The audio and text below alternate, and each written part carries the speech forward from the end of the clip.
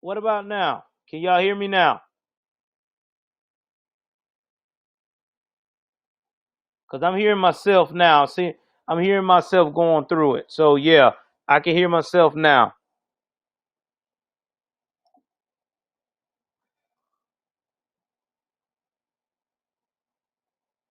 What about now? Can y'all hear me now? Yeah, I can hear myself. All right. Oh, yeah, they can hear me. All right. We got sound. All right. Thank you, Betsy Ann. I appreciate you, buddy. Thank you for joining the broadcast. I appreciate everybody. All right. So let me get back to what I was saying. So we're going to talk about these taxes again. Oh, President Trump, man. It seems like this guy can't do anything to make anybody happy. Not nothing. So, President Trump get lambasted at the New York Times report that said he had no federal income taxes for 10 of the past 15 years. Now, Trump has said that story is fake news, and he also said that he paid a large amount of the federal state taxes. Now, he did, because if you look on the New York Times when it first reported it, it said that thank, thank you very much, Betsy, that he had paid a lot of money. He had. Now, I'm going to show y'all what the original article said, so y'all can see how much lies these liberal media is doing to this man. It's like they wake up trying to find some lies. It's crazy.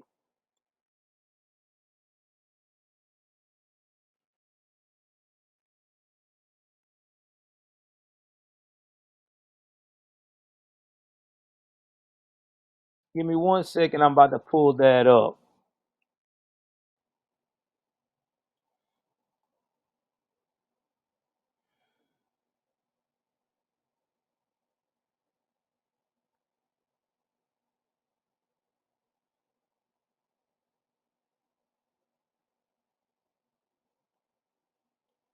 Give me one moment.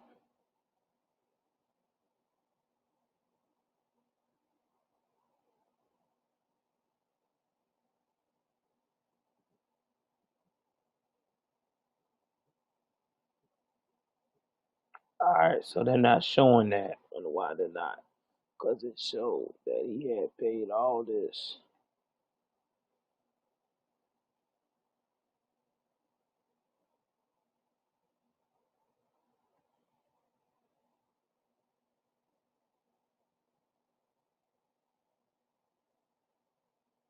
Y'all bear with me. I'm trying to pull this report up so I can share it with y'all.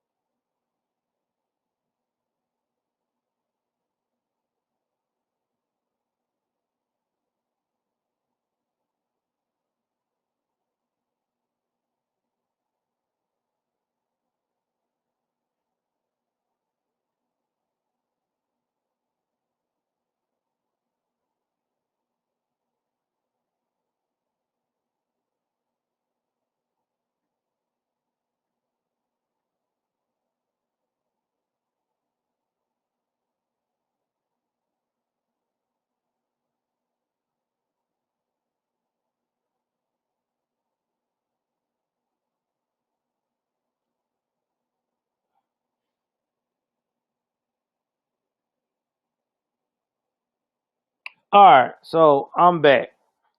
So if you look at the link that I'm going to put there, President Trump only paid so many minimal amounts in taxes is because he paid a lot of taxes throughout the year. Now see, this is where people are blinded by when it comes to taxes. You got rich people taxes and poor people taxes. when you poor, you going to pay the least amount or within the range of taxes because that's what you can afford. So that way, when the end of the year, you get what? A tax return. With Trump being a billionaire, he paid between 4 and 3 million something dollars in taxes ahead of more than what was projected of him. Not to mention he did a laudable charitable work that was like $21 million. And it shows that on that link that I'm going to tell you, even though they're trying to spin it like he's trying to get over. All right. So with that being said, if you got all those kind of tax breaks, you either going to break even and don't pay anything, or you're going to pay a very little amount. That's just the American way of trying to make sure you don't get overtaxed. Hey, it's good to see you too, veteran patriot. I'm glad to see you, man. So that's what I'm trying to say. Everybody acting like this is unnormal. This is the American way. This is what we always do as Americans. Everybody hates two things: death and taxes. Me and my wife every year do like all other Americans do. If we got a tax break, we gonna use it. I drive almost round trip 100 miles, okay, to work. I get a tax break for that at the end of the year when I calculate my miles. That's common sense. I don't get it.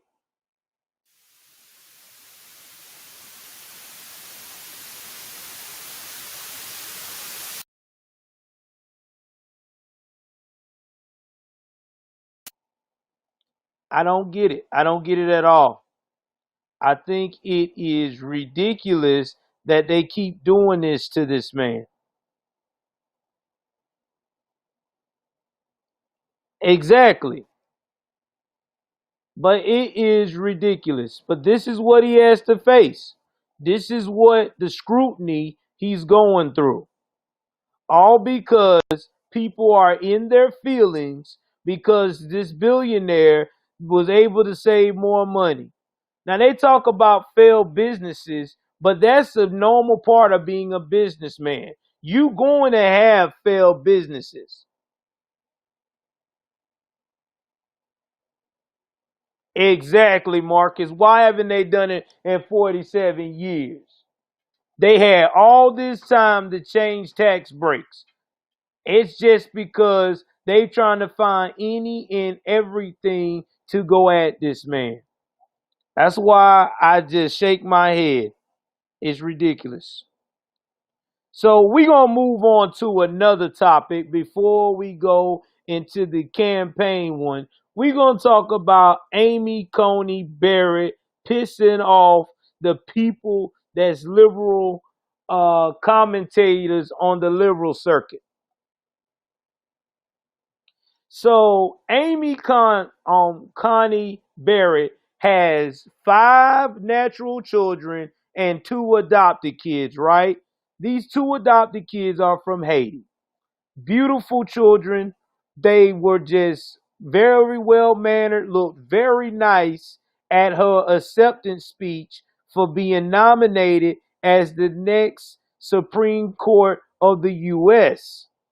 Well, we got Ibram, I think it's what's this guy? Ibram X Kendi. Oh, thank you. I will, brother. I'm going to keep it up. We grinding over here. I have to give it up to my wife, guys. This is the lady that encouraged me every day to keep doing this because, like, she tells me I got a talent, I need to use it, and that's what the hell I'm doing. But Ibram X Kendi turned around here and tried to say that this lady is a white colonizer for rescuing 2 kids from Haiti. Now, if you guys don't know nothing about Haiti, Haiti is a poor, very poor environment. From the Clinton administration to the earthquake they had and all the natural disasters they have faced.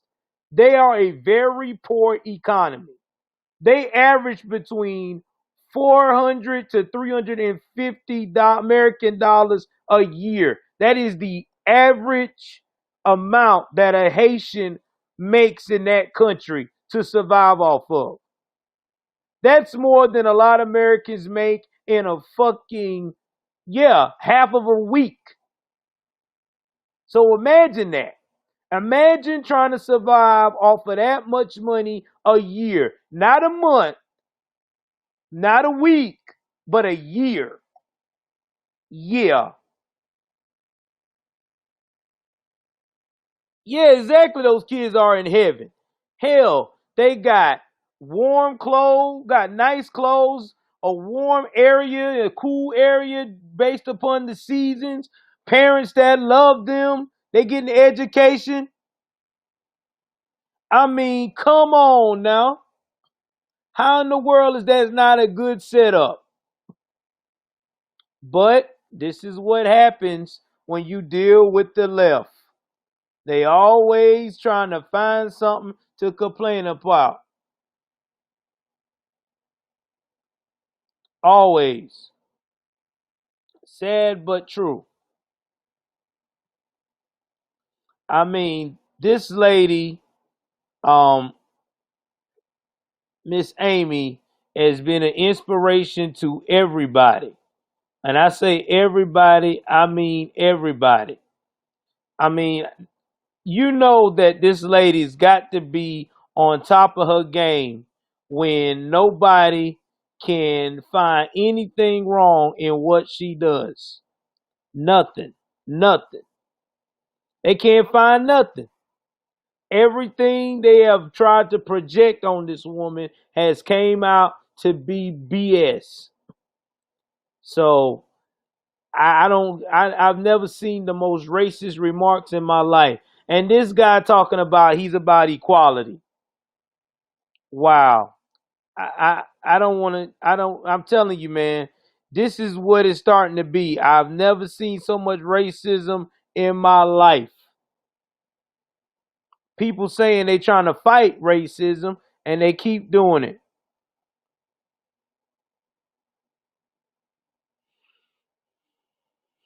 It is a mess.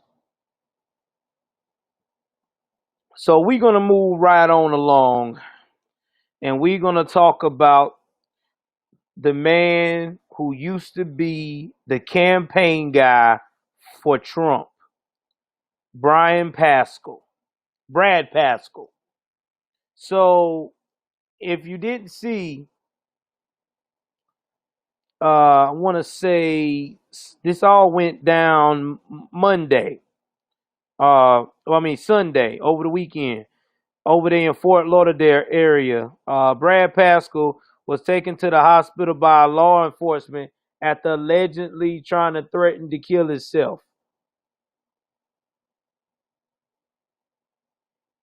Now, in the video, Brad is shirtless, placed in handcuffs and emerged from his house and he kept saying he didn't do anything. Now, he was talking to the officer when he came out the house. He had his hands up. He was telling the guy that he wasn't doing anything, nothing was wrong. And then somebody from SWAT screamed out, "Get down on the ground." And they didn't even give the man a chance to get down on the ground. They football tackled that man.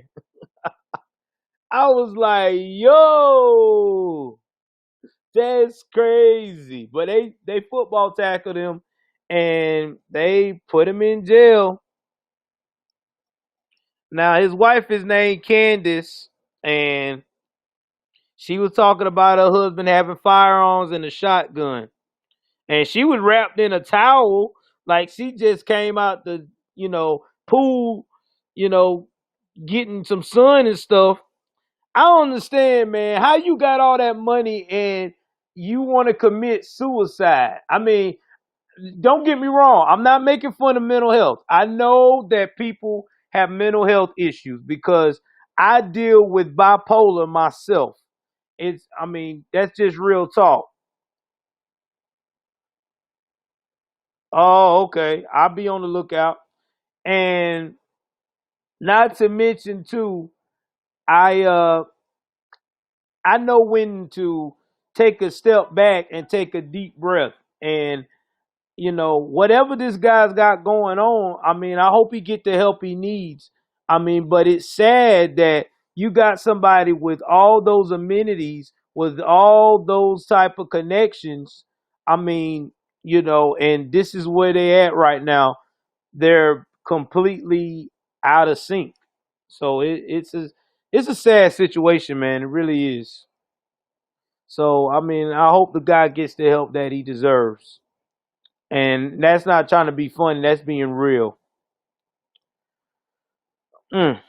So we're gonna go right on and talk about the situation with.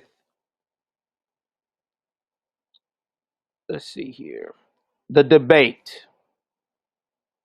I cannot wait for the debate. I am. I already know this debate's gonna be epic. And the reason why I say it's going to be epic because we're about to see how confusing Joe Biden really is. And if I was Joe Biden, I wouldn't take that debate. I would have done just like Nancy Pelosi said. I would have just rolled this out because he's about to put a nail in his own campaign. I already see it, man. I already see it. That dude already talking crazy, telling troops, go ahead on, you bastards. Oh man, this guy's gonna be it's gonna be awesome. I cannot wait tomorrow. I might just stream it. I just got to find out what uh what network it's gonna be in. Man, I'm about to find out. Now, Chris Wallace is going to be the referee. And you know what? I hope Chris asks Joe the questions about all this controversial stuff that he's been saying for the last 47 years. I want to know how he's going to respond to that, how he's going to take care of those questions, especially when he said recently when if you don't vote for me, you ain't black. Why did you say that? What made you say that? Oh man, I cannot wait. I can't wait. It's gonna be epic, man. So I'm gonna try to see if I can stream it so we can see all the questions that they're gonna ask old Sleepy Joe and see if he's gonna awake to the challenge. I can't wait for them to try to come at Trump saying that he's a racist when it's quite evident that this man's got a plan. And yeah, I can't wait for all of that to come out. So another update on the Hero Act because I know a lot of people been asking about what's going on with this stimulus package. So we got one out again. Yep, that's right. We got another stimulus package proposal from old Nancy Pooh herself. Now, she unveiled a $2.2 trillion coronavirus relief package intended to avert catastrophe for schools, small businesses, restaurants, performance spaces, airline workers, and others. Now, the package is an updated version of the HEROES Act, which lawmakers passed in May. In a statement to her Democratic colleagues, she said, the update will provide necessary resources to protect lives, livelihood, and the life of our democracy over the coming months. It has been more than 4 months since the House Democrats sent the GOP Senate $3.4 trillion in desperately needed coronavirus relief grounded in science and data. But the leader, Mitch McConnell, hit the pause button. Pelosi said in our negotiations with the White House. Since then, Democrats offered to come down $1 trillion if Republicans would come up $1 trillion. Then we offered to come down 200 billion more, even as the health and economy crisis has worsened and the needs have only grown. What you mean the needs has only grown? Ain't nothing getting any worse. I mean, I'm not trying to be funny here, but what I've been observing is that states are now opening up. Florida is starting to opening up. You got retail markets are removing coronavirus signs and directions all on their floors. You're seeing more doors open up on the other side. I mean, I don't see where it's becoming worse than now. I mean, you got a lot of people back, to work. So yeah, I don't buy that. Now she said that the bill is necessary to address the health and economic concern. Hey, y'all do me a favor. You see this troll in here? Go ahead on and boot him out for me on Periscope. We ain't got time for it. If you don't like what the message is, you ain't got to join the broadcast. Pelosi reportedly spoke with U.S. Treasury of Secretary Stephen Mnuchin after Democrats unveiled the plan. The two agreed to speak again Wednesday morning. Pelosi and House Democrat leaders are expected to hold a vote as early as Thursday before going home to campaign ahead. So, like I said before, man, and I'm going to say it again, is that when it comes to this situation right here,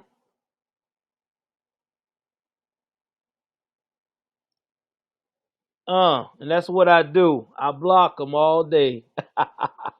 I love it. Hey, thank you, Border Patrol. So when it comes to this situation right here, I think Nancy Pelosi is a bit too late because everybody.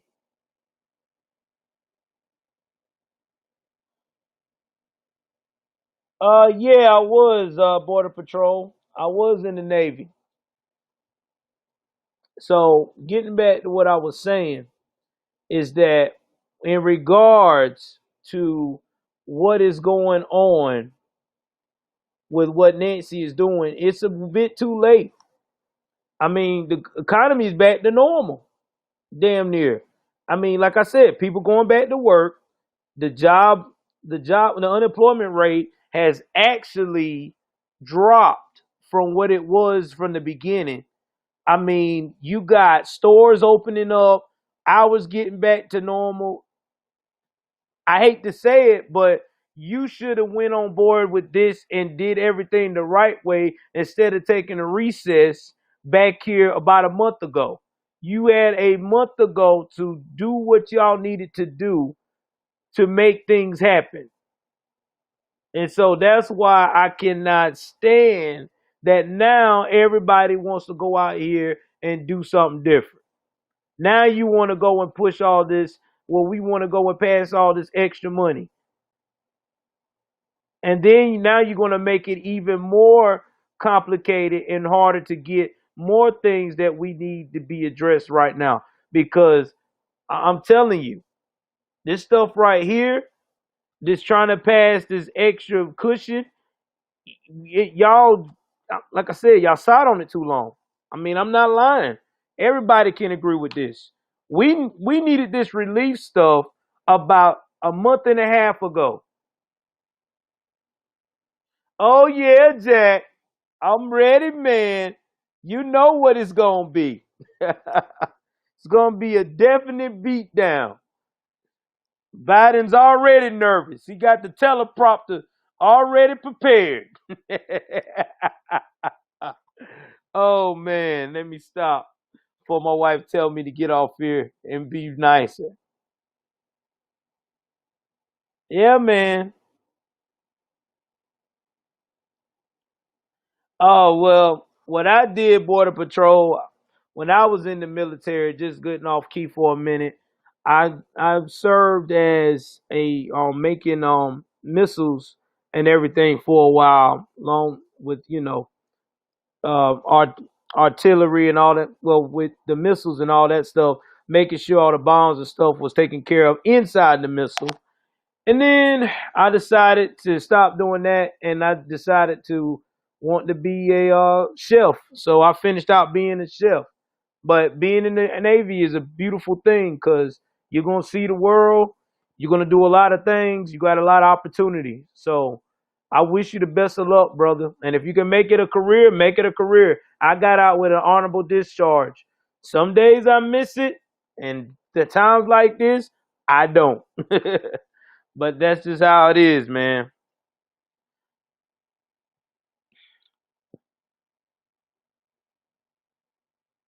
Oh yeah, man, you gonna like that, bro. Just hey, do what you gotta do. Don't let them stop you from getting into SEALs, brother. For real, cause that Hell Week, Buds is Hell Week, man. Buds is tough. Long as you survive Hell Week, you'll be all right. Definitely be all right. Oh, thank you, Jack. Yeah, man, I was military, brother. I did my thing, and served my country. Like I said, I love the military. I love the boys in blue. I love all these guys because these guys are helpful, man. Real talk. Without them, you know, they would make America great as well too and safe. So I got one more thing to talk about, and then after that, I'm gonna try to see if I could get this guy online here so we can do this quick interview. Give me 1 second, guys.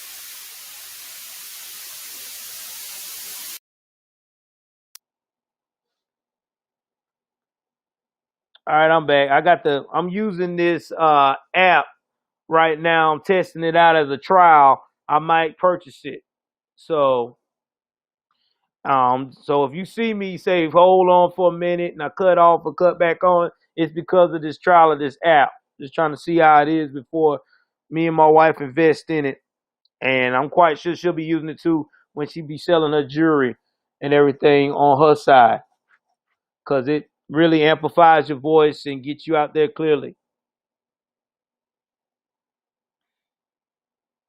All right, man. Well, I wish you the best of luck. Hey, listen, uh, follow me and follow me on YouTube, Joe's latest news and views, Border Patrol, and give me your information, through email where you may be headed to or whatever have you for boot camp or whatever have you. And if I could get your address, man, I'll try to send you some motivational material, to help you get through boot camp, brother. So that way you can get to the next part of your career. You know what I mean? Because I think everybody need to be inspired. So yeah, definitely, man. Let me know and or get somebody in your family to email me, and I'll do that. My wife will tell you I don't mind inspiring people. That's just my thing. So let's talk about the college football coach. Uh, when it comes to this whole Black Lives Matter versus all lives matter. So when I heard this story about this Illinois State football coach, it broke my heart because we living in a sad time when a football coach has to walk away from coaching the team all because he doesn't fall in suit with the narrative of Black Lives Matter, even though he said all lives matter. Let's break this down. So Kurt Beathard, who was the Redbirds offensive coordinator, told the Pentagraph that he left a note that said all lives matter to our Lord and Savior Jesus Christ before he left. Officials told the newspaper Wednesday he was no longer part of the team and declined to comment any further. His departure apparently followed an incident involving a Black Lives Matter poster in the locker room. Now, the sources told the Pentagraph in Illinois that the poster was taken down from the Illinois State locker room in the school's football building. Bethard denied any involvement in the locker room, but saying that someone put a sign on his door and then he took that down. He said the locker room crap is wrong. I took the side down somebody put on my door. That's it. That's what he told the newspaper. I didn't take anything off that wasn't on my door. I wrote the message. You know, this is not the first time I've heard something like this. Because, you know, when this first started out, at first it sounded like it was going to go in a positive direction. It was going to give people of color the strength to, you know, move on, you know, get some equality based upon what was going on. But as time went on, it became more of a let me make an excuse to act freaking ignorant as hell and forget about what the people before me has paved the way to do. You know, when someone tells me, I used to think when somebody used to tell me all lives matter, I used to get mad and say, oh no, all lives don't matter unless black lives matter. Well, if somebody tell you all lives matter, that means all damn lives matter. No matter what is involved. The puppy, and also too the freaking insect, everything that's detrimental to the everyday life matters. And it seems like the left has created this institutionalized mindset, especially to the minority culture in America, that they are not important, which is horseshit. Exactly. Thank you, Despinary. Yeah, I do call sometime, brother. Um, Here's my thing, man. And I've always put this out there to everybody. You know, you got to look at where you came from to know where the hell you're going. Now, if these BLMs were so smart that's running around here tearing up their city and take the time to get on the computer, because we got access now to everything online.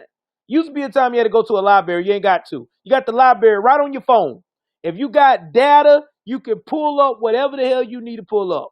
And if they research that, they can actually see that we have came a long way, a very long way. And we no longer are oppressed like everybody keep talking about. The only time we are oppressed is when we bring it on ourselves.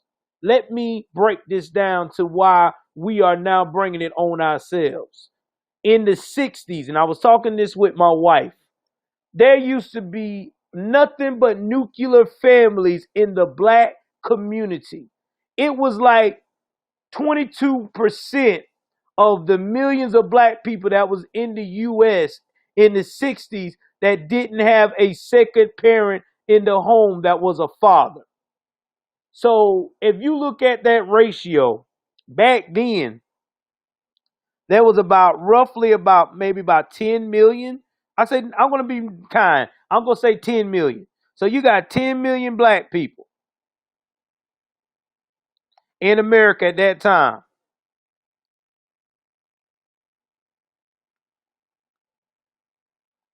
So with that being said, that's like 2.2 million, right? Excuse me one second here. I want to get my facts right.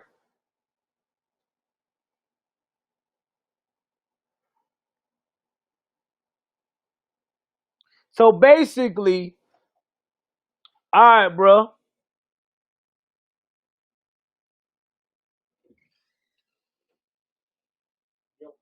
Okay. All right.